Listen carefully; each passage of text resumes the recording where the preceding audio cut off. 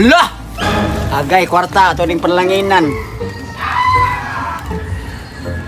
Tinuod din ng kahoy ang moneymaker. Namuhatag isang kwarta, kada buntag. Oh?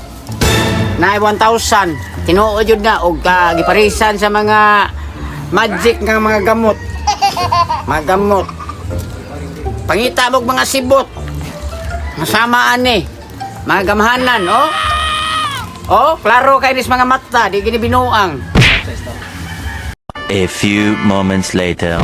Ayo.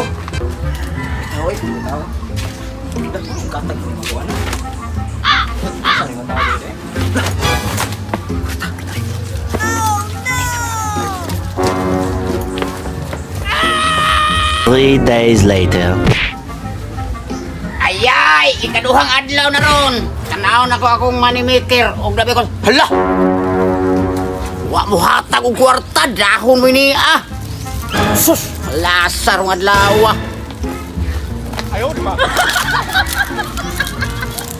Why guys, wagi sus tao. Dahon.